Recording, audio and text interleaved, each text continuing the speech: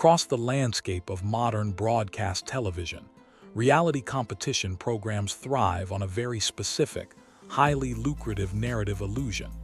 Every single season, millions of viewers tune in with the expectation of witnessing a miraculous, spontaneous discovery. We are culturally conditioned to anticipate the classic underdog story, where an unassuming, completely inexperienced amateur steps out of the shadows, overcomes their paralyzing anxiety, and fundamentally alters their destiny on a massive national stage. However, as our ongoing investigative coverage of the entertainment industry continues to reveal, these televised miracles are rarely the organic discoveries they appear to be. Behind the bright lights and the carefully edited emotional background packages, the reality is often far more complex. Tonight, we are examining one of the most fascinating and highly irregular auditions in the history of primetime television. We are dissecting the explosive appearance of an artist known as Pynk Beard, a performer who completely shattered the established parameters of the traditional talent search. What the viewing public initially perceived as a charming, slightly nervous country soul singer looking for a lucky break was, in reality, a heavily calculated television debut by a world-class, multi-platinum music industry veteran. This is the untold story of a secret hitmaker who spent a decade and a half engineering the soundtracks of our lives from behind closed doors, only to step into the spotlight and force the most intimidating judges in Hollywood to completely reevaluate their understanding of raw talent. We will explore the grueling psychological toll of ghostwriting, the toxic ageism embedded deep within the recording industry, and the exact mechanics of a television performance so undeniably perfect that it left the judging panel actively regretting their previous decisions. Prepare to uncover the hidden reality of the music business and why a mastermind responsible for global chart toppers felt compelled to masquerade as a primetime television hopeful just to reclaim his own voice. To truly comprehend the massive scale of this televised event, our investigation must first pull back the curtain on the artist's extensive and highly successful hidden past. For 15 grueling years, the man standing on the America's Got Talent stage was not waiting for an opportunity. He was actively creating them for the biggest stars in the world. Operating as a full-time, elite songwriter, he was the invisible architect behind some of the most dominant radio hits of the modern era. When the judges asked about his background, he casually dropped a piece of information that completely shifted the energetic frequency of the auditorium. He revealed that he was the mastermind who wrote Scars to Your Beautiful, the massive, multi-platinum global anthem popularized by Alessia Cara. For context, this is not just a standard pop song. It is an internationally recognized, award-winning cultural phenomenon that defined an entire era of radio broadcasting. The revelation that the television network had secured a musical genius of this caliber immediately transformed the nature of the broadcast. He was not an amateur seeking validation. He was a master of his craft who had spent over a decade translating the emotional experiences of other celebrities into highly profitable commercial art. However, the reality of being an elite ghostwriter in the modern music industry is incredibly taxing. You are tasked with pouring your soul into a composition, only to watch another artist perform it under the stadium lights while you remain completely anonymous in a windowless recording studio. Over time, this intense lack of public recognition can systematically erode an artist's sense of self. He explicitly detailed how, after years of helping other people say exactly what they wanted to say, he completely lost touch with his own artistic identity. He became a highly paid machine, a lyrical technician devoid of a personal platform. This profound sense of creative isolation sets the stage for a dramatic career pivot, highlighting a deeply concerning trend where the actual creators of our culture are aggressively pushed into the shadows, while the performers reap the ultimate public rewards. The internal conflict of this invisible hitmaker reached a critical, potentially career-ending breaking point just 1 year prior to his television debut. Our industry analysts have consistently documented the toxic, pervasive culture of ageism that dictates the modern recording industry. Record labels are overwhelmingly obsessed with youth, constantly searching for the next teenage viral sensation while systematically ignoring older, more established, and infinitely more capable musicians. By the year 2025, the crushing weight of this industry prejudice had brought him to the absolute brink of resignation. He openly admitted that he was actively preparing to permanently walk away from the music business, deeply convinced that it was exclusively a young man's game, and that his window of opportunity to be a frontline performer had definitively closed. It is a tragic, sobering reality that a genius capable of writing generational anthems felt completely marginalized by the very industry he helped build.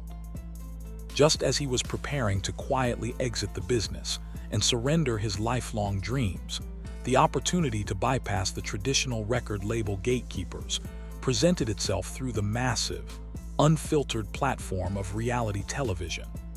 America's Got Talent offered something that the major record executives would not: a direct, unmediated line to millions of American voters.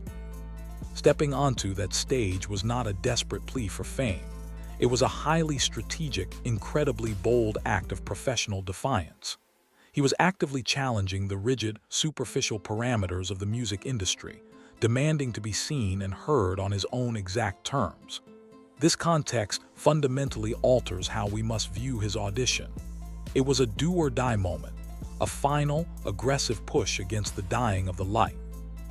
When he walked out to face Simon Cowell and the rest of the judging panel, he was carrying the heavy, unspoken burden of a 15-year struggle for personal artistic validation, setting the stage for a performance that was charged with an unimaginable level of emotional intensity. When the initial interview concluded and the music finally began, the carefully constructed illusion of a standard reality television audition instantly evaporated. Pynk Beard did not simply sing a song.